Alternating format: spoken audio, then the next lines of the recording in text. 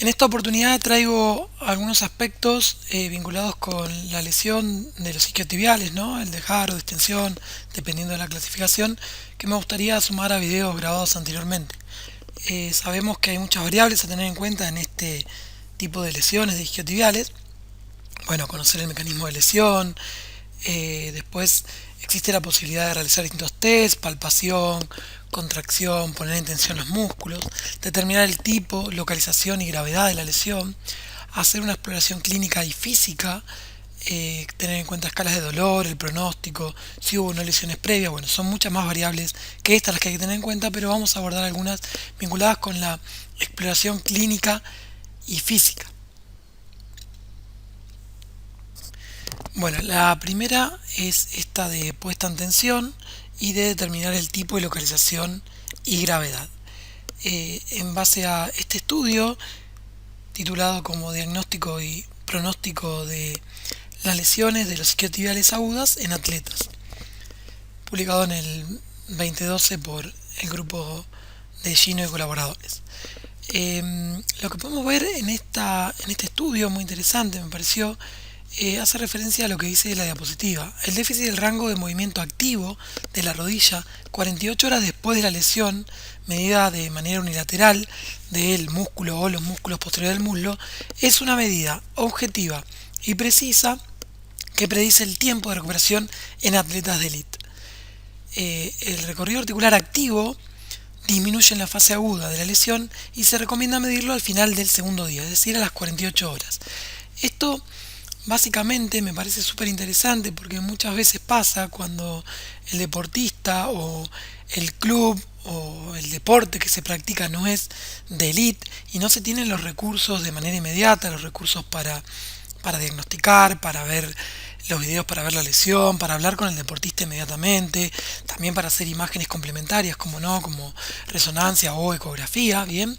Cuando no se tiene eso a disposición rápidamente, el deportista, hasta que va al médico, le dan un turno y demás, puede pasar mucho tiempo. Y quizás para cuando tengamos la ecografía pasó mucho tiempo. Y ya no tiene tanta validez, ¿no? O cualquier estudio complementario. En cambio, de esta manera, fíjense que podemos evaluar la movilidad, el rango articular de lo que es flexión de cadera y extensión de rodilla y tener en cuenta el déficit de manera comparativa con el lado contralateral y poder establecer no solo el hecho de ponerlo en tensión, de determinar la localización de la lesión, sino también el tipo de lesión y sobre todo la gravedad.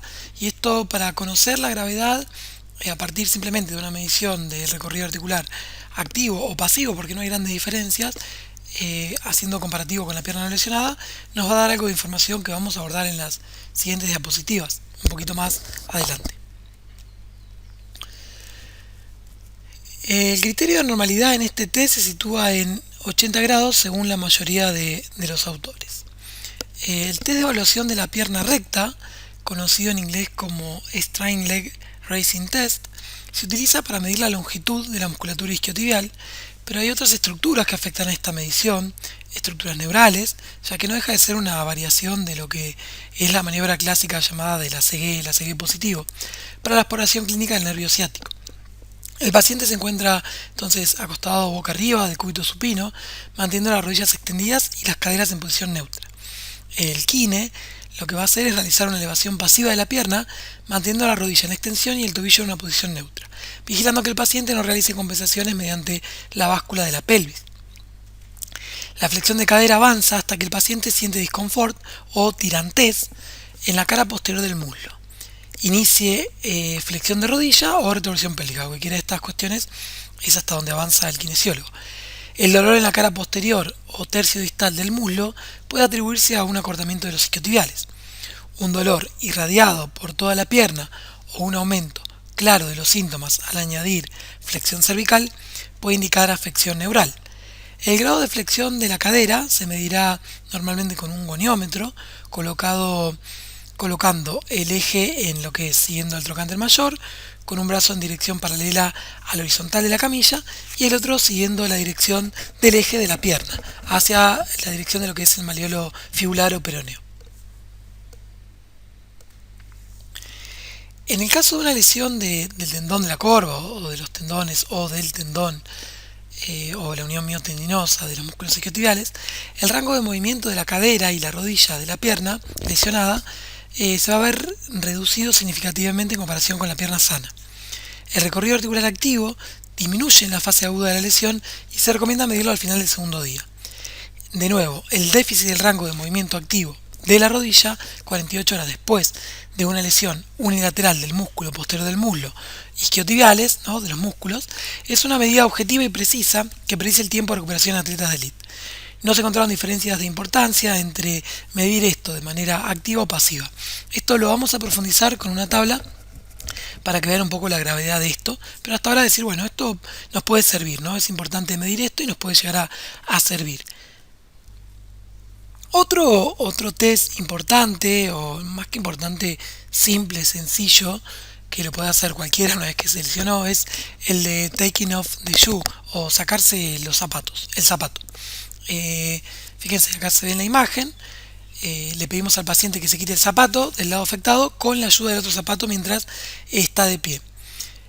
Mientras realiza esta maniobra, el retropié del miembro afectado debe presionar el arco longitudinal del otro pie.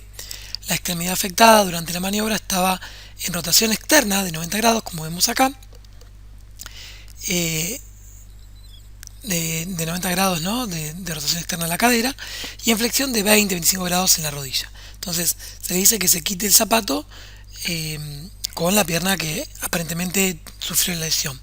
Cuando la extremidad afectada rota externamente, para realizar este test, el bíceps femoral queda paralelo a la parte posterior del muslo. Recuerden que el bíceps femoral es la porción de los isquiotibiales, sobre todo la porción larga del bíceps femoral, más afectada en cuanto a frecuencia comparado al semitendinoso, semimembranoso y la porción corta del bíceps femoral.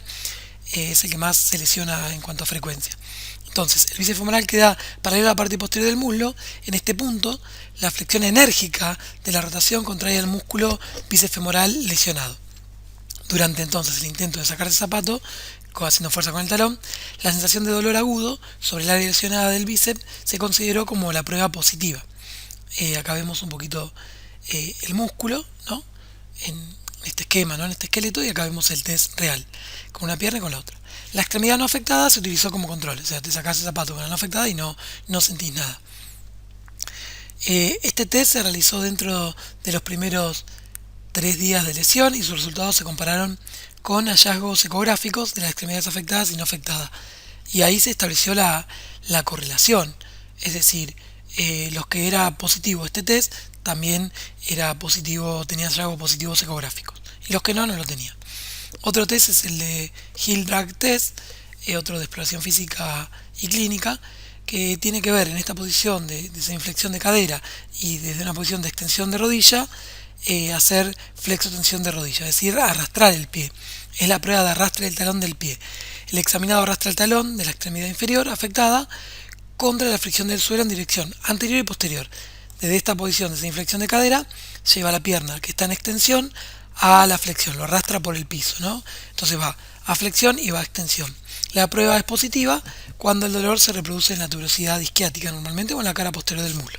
Pero bueno, el test dice en la tuberosidad isquiática. Esto, opinión de expertos, me parece interesante. Se reunieron muchos expertos en el tema de estas asociaciones, más de un N de 800 personas, participaron en estas preguntas, ¿no? Y acá hay una tabla de este trabajo diagnóstico y pronóstico de las lesiones agudas de los isquiotibiales en atletas. La tabla es de importancia de diferentes pruebas físicas y estudios adicionales para lesiones de isquiotibiales en deportistas de élite. Entonces, respondían si era importante o no importante. De estos 800 se establecían la tabla en porcentajes.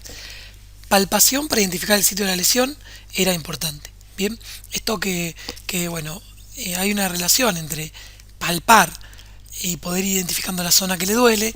Algo parecido se hace con la ecografía, que es un medio diagnóstico muy importante. Más allá de que por ahí la resonancia tenga mejor calidad la imagen, la ecografía podemos ubicarla, podemos hablar con el paciente, podemos indicarle, cómo te molesta acá, no más acá, y poder ir buscando la imagen con el ecógrafo y con lo que percibe el paciente. Entonces, palpar para identificar el sitio de lesión parece importante, por lo menos en esta opinión de expertos de 800 personas. Palpar para identificar el músculo lesionado, flexión de rodilla contra resistencia, inspección de la parte posterior del muslo, inspección de la postura y marcha. Acá esto lo pueden relacionar con lo que puede ser una intervención de la pelvis, por ejemplo, no sé, se me ocurre. Extensión de cadera contra resistencia, valoración del dolor referido, elevación activa de la pierna recta, la prueba de sentarse y alcanzar, el test sit and reach, bien, me siento con un cajón y voy hacia adelante. Extensión pasiva de rodilla, activa de rodilla, elevación pasiva de la pierna recta, prueba de quitarse el zapato, la que vimos recién, prueba del arrastre isquiotibiales, el que ir para adelante y para atrás, flexionando y extendiendo la rodilla con una flexión de cadera previa. Pruebas de laboratorio, fíjense, de pronóstico, parece muy bajo o poco importante, ¿no? Y pruebas de laboratorio de diagnóstico también. Recuerden que la flexibilidad dinámica en la prevención podría ser una variable más. También la estática, ¿no? Es una variable más dentro de muchas variables que pueden explicar la multifactorialidad de las distintas causas que pueden generar o predisponer a un atleta que esté con estos factores intrínsecos, bien, esté más predispuesto a una lesión. Entonces, por ejemplo, nos encontramos con este estudio un poco viejo, pero que lo que hicieron fue el título del artículo de flexibilidad muscular como factor de riesgo para el desarrollo de lesiones musculares en futbolistas profesionales masculinos, y vemos que los jugadores con una tensión aumentada de los isquiotibiales tienen un riesgo mayor de sufrir una lesión musculoesquelética a nivel posterior, ¿no? De los músculos posteriores. Fíjense que acá vemos el recorrido articular, de estos la media era 94 grados, bien, de flexión de cadera, y de estos 88,1 el corte está más o menos a 90 grados. Fíjense, los no lesionados tenían más recorrido articular que los lesionados. La correlación entre jugadores con disminución de la flexibilidad de los músculos isquiotibiales de menos de 90 grados y la aparición de una nueva lesión del músculo. Básicamente, los que tenían menos recorrido articular eran los que se lesionaban, ¿bien? O los que se habían lesionado. Lo que hicieron en realidad en este estudio fue ver precisamente la flexibilidad y correlacionarla con las lesiones de isquiotibiales. Obviamente es una variable más, pero no puede ser lo mismo tener este recorrido de flexibilidad activa o pasiva de flexión de cadera comparado a este, bien. No es el único factor, pero es un factor a tener en cuenta. Bueno, estos son evaluaciones, le sacamos fotos, bien, lo podemos filmar, lo pueden hacer solo ellos, los deportistas, y mandarnos la foto, bien. Fíjense que acá hay una ligera flexión de rodilla. Esto sería lo mismo, pero en la dorsiflexión del tobillo, ¿no? Evaluar esto. Este otro estudio, lesiones musculares de los músculos posteriores del muslo en atletas de elite de campo y pista, ¿no? Bueno, fíjense, acá esto relacionado con lo anterior. Vamos a ver, medida con gonómetro la extensión de rodilla, pero desde una posición de 90 grados de flexión de cadera, comparando la pierna lesionada y la no lesionada. Entonces lo que hicieron fue medir el rango de movimiento activo de la rodilla utilizando una posición supina 90-90. Parte de 90 de flexión de cadera, 90 de flexión de rodilla. Entonces el atleta en decúbito supino, boca arriba, acostado en la camilla, con la cadera y la rodilla flexionada en 90 grados, la pierna no afectada se coloca plana sobre la camilla, es decir, estirada, bien, completamente extendida, y se mantiene esta posición durante toda la prueba. Luego se indica al atleta que extienda activamente la rodilla a través de todo el recorrido articular disponible, todo lo que pueda, hasta que experimente síntomas en el sitio lesionado y sienta una resistencia firme en el lado sano, ¿no? Es decir, bueno, voy hasta donde tengo. Obviamente que esto tiene margen de error, pero es una herramienta que nos sirve para inmediatamente poder tener un diagnóstico y un pronóstico de cuánto va a durar la recuperación, para tener algo de información para darle al paciente, ¿bien? No es lo único, hay mucho más. Bueno, entonces la cadera está en 90 grados de flexión. ¿Cómo posicionamos el goniómetro? Siguiendo el trocánter mayor, el epicóndilo lateral de la rodilla y siguiendo el malleolo lateral. Medimos el ángulo en grados, tanto del lado afectado como el no afectado, representando de esta manera el ARROM. La diferencia de los datos en el recorrido articular entre la pierna lesionada y la no lesionada es el déficit de recorrido articular o ARROM. Bien, se compara la lesionada y la no lesionada. Fíjense lo que pasó acá. El 81% de los evaluados, que eran 133 atletas de una muestra de 165 tenían un déficit del rango de movimiento activo de menos de 20 grados. Y estos, que tenían menos de 20 grados, habían vuelto a su rendimiento completo a las 2 semanas. Bien, en 6 de 165 atletas, es decir, un 3,6%, tenían un déficit de rango de movimiento activo de más de 30 grados. En cambio, para estos, el tiempo de recuperación superó las 6 semanas, con una correlación significativa entre el tiempo de rehabilitación completo y el déficit del rango de movimiento activo. Fíjense cómo los que tenían más déficit tardaron más en recuperarse y los que tenían menos déficit tardaron mucho menos. Recuerden que en distintas clasificaciones, pero por ejemplo una lesión grado 0 corresponde a una apariencia ecográfica normal, a pesar de la presencia de algún hallazgo clínico local, ¿no? de manifieste dolor, de que sentí que me molestó, que me tiró. Lesión de grado 1 se puede observar hallazgos ecográficos sutiles que incluyen áreas intramusculares hipercoicas, o sea, una imagen, más imagen del ecógrafo podríamos decir, o hipoecoicas mal definidas, o una aponeurosis hinchada. Las lesiones de grado 2 y 3 corresponden a desgarros musculares parciales y completos en el que se produce una discontinuidad incompleta o total del músculo. Además, se utilizó la relación entre el área de la anomalía máxima y el área de todo el músculo al mismo nivel para obtener el área transversal de la lesión muscular. También se registró la presencia de un área de anomalía de ecotextura dentro del músculo o de un hematoma muscular y no se documentó la longitud de las lesiones. Se ha sugerido que esto tiene valor predictivo para la recuperación en otros estudios. Bueno, acá destacando un poquito lo que hicieron en este estudio, ¿bien? Pero bueno, de nuevo lo más interesante que vimos recién. El 81%, 133 y 165 de los atletas tenían un déficit de recorrido, comparando la pierna lesionada y la no lesionada, inferior a 20 grados a las 48 horas. Bien, esto de vuelta a las 48 horas. Y habían regresado a su actividad en menos de 2 semanas. Aquellos atletas con un mayor déficit de recorrido articular, comparando la lesionada y la no lesionada, requieren una recuperación más prolongada. Fíjense esto. Entonces, esto es digamos, lo que quiero que se lleven de esto y lo que puede aportarles en algo, ¿bien? Recuerden que esto no es lo único, es algo muy básico, pero me parece súper sencillo y una herramienta válida como para tener algo de información para darle al deportista, al entrenado, a la persona que estamos rehabilitando, rápidamente, un pantallazo que después puede fluctuar más o menos días de recuperación, pero que es algo. Fíjense, el grado 1, la clínica grado 1, y una diferencia del recorrido articular de menos de 10 grados. Entonces, menos de 10 grados entre la pierna lesionada y la no lesionada, tardaron de promedio 6,9, 7 días para una recuperación completa. Bien, esto representó al 75 atletas, que era el 45% de la muestra que utilizaron acá. Los que tenían grado 2 tenían un déficit de entre 10 y 19 grados, comparando la pierna sana con la pierna lesionada. Y tuvieron, para volver una recuperación completa, el tiempo de la recuperación completa fue de 12 días. Bien, 58 atletas que representaban el 35% de esta muestra. Los de grado 3 tenían un déficit entre 20 y 29 grados y tardaron, en la recuperación completa, el tiempo que tardaron fue de 25 días. Fueron 26 deportistas, que representaba el 15,8%. Y el grado 4 tenía más de 30 grados de déficit entre una pierna y otra, entre la lesionada y la no lesionada, y tuvieron de tiempo de recuperación completa 55 días. Bien, fueron 6 atletas que representaba el 3,6%. Entonces, el número de días perdidos de entrenamiento y competición osciló entre 4 y 74 días, con una media de 14,7. La distensión del músculo posterior del muslo se clasificó según el déficit del recorrido articular, comparando la pierna lesionada y la no lesionada, en 4 grados. Grado 1, si el déficit era inferior a 10 grados. Grado 2, un déficit entre 10 y 19. Grado 3, un déficit entre 20 y 29. Y grado 4, un déficit superior a 30 grados.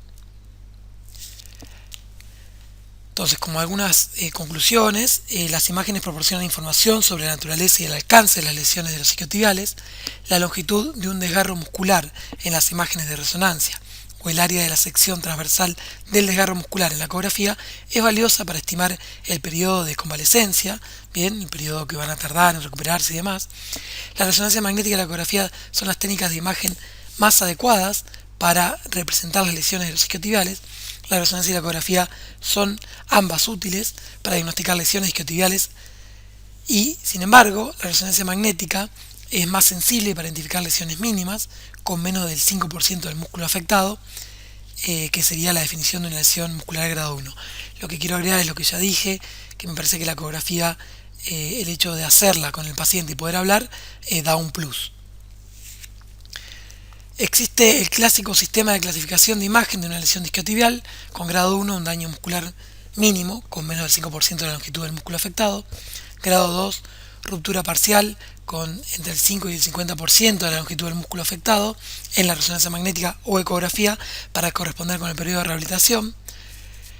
Las lesiones isquiotibiales grado 3, ruptura completa o fractura por avulsión, son lesiones graves que resultan en un periodo de convalecencia de 3 meses a 1.5 años, que a menudo requiere cirugía. En 2002 se introdujeron sistemas de clasificación adicionales, específicamente para ecografía, grado 0, aspecto ecográfico normal, grado 1, hallazgos ecográficos sutiles, lesiones de grado 2 y 3, desgarros musculares parciales y completos.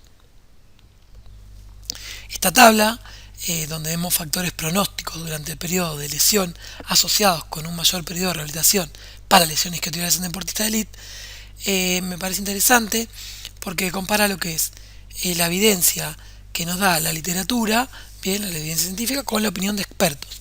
Entonces vemos factores asociados con un periodo de rehabilitación más prolongado.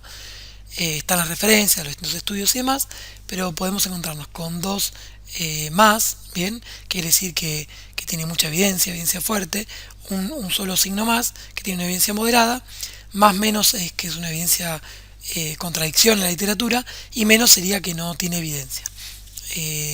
Una cosa es la literatura y otra cosa es lo que dicen los expertos. Fíjense, ruptura completa o fractura por avulsión como factor asociado con un periodo de rehabilitación más prolongado, coincide, ¿no?, la literatura y la opinión de expertos. Mayor longitud del desgarro muscular en imagen, también. Lesión del tendón de los isquiotibiales con resonancia magnética positiva, la literatura pareciera que sí, la opinión de expertos pareciera no, la literatura sí, la opinión de expertos también, pero con menos rigor. Lesión recurrente del tendón de los isquiotibiales igual, pero al revés, ¿no?, menos evidencia científica y más de la opinión de expertos. Algo parecido ocurre con el dolor persistente, la restricción en pruebas del recorrido articular, pruebas de fuerza y ejercicios deportivos. La literatura tiene evidencia, pero no tanta como la opinión de expertos. Piensen que el dolor puede persistir o generarse por múltiples factores asociados a la lesión, pese a que el tejido y la lesión estén mayormente recuperados, ¿no? Lesión resultante de un estiramiento excesivo a baja velocidad, como otro factor. Signos persistentes de lesión en las imágenes de seguimiento. Lesión del músculo bíceps femoral. Bueno, fíjense acá en la literatura hay una contradicción. Lesión palpada más a nivel superior, cranealmente, también controvertido, y los expertos pareciera que sí. Hematoma grande y profundo, la literatura no lo apoya, pero la opinión de los expertos sí, es decir, puede ser una variable a considerar, sobre todo desde la opinión de expertos. Lesión del tendón de la corva que involucra el tendón proximal, bien, de nuevo, pero a la inversa, algo de evidencia en la literatura y no de la opinión de expertos. Puntuación de dolor subjetivo más alta en el momento de la lesión, en la escala analógica visual EVA, bien, la literatura lo apoya, los expertos no tanto. No poder caminar sin dolor dentro de las primeras 24 horas posteriores a la lesión, la literatura lo apoya. El largo periodo hasta el tratamiento inicial, lo que se perdió, ¿no?, de entrada. Baja calidad del programa de rehabilitación y mínima voluntad del paciente. Bueno, esa sería la última variable. Entonces, volviendo a este taking off the shoe test, como un nuevo diagnóstico, ¿no?, para el bíceps femoral con rotación externa. La fuerza de los músculos isquiotibiales se puede evaluar mediante la flexión de la rodilla y la extensión de la cadera contra una resistencia. Siempre se prefiere la comparación bilateral para identificar la disminución de fuerza del músculo lesionado como resultado del dolor o la interrupción de la fibra. Una alternativa para medir la fuerza, sin medir la fuerza en realidad, es haciendo un movimiento, es la prueba esta de quitarse el zapato. También está la prueba de arrastrar ¿no? De ir hacia adelante y hacia atrás, o flexionando y extendiendo la rodilla con una flexión de cadera. Se le pide al paciente que se quite el zapato de la pierna lesionada. Esta es la prueba concreta, parado con la ayuda del pie de la pierna sana. Obviamente que siguiendo la exploración clínica y física hay muchas más pruebas. Estas son evaluaciones con dinamómetros manuales para medir la fuerza de los isquiotibiales de manera unilateral, de una pierna y otra, comparando con la lesionada, ¿no? La sana y la lesionada. Estos también está bueno tener los valores previos a la lesión, porque obviamente que de entrada con un músculo lesionado no se puede evaluar, pero sí nos puede servir también como criterio o un criterio más de retorno al juego, ¿no? Dentro de muchos criterios, poder alcanzar los valores de fuerza que se tenían antes de la lesión o incluso mejores a los que se tenían antes de la lesión, y si no se tienen estos datos previamente, compararlo con la otra pierna. Entonces se puede evaluar la contracción isométrica en 15 grados de flexión de rodilla, o a 90 grados, bueno, o a 45 grados, distintas posiciones que son interesantes.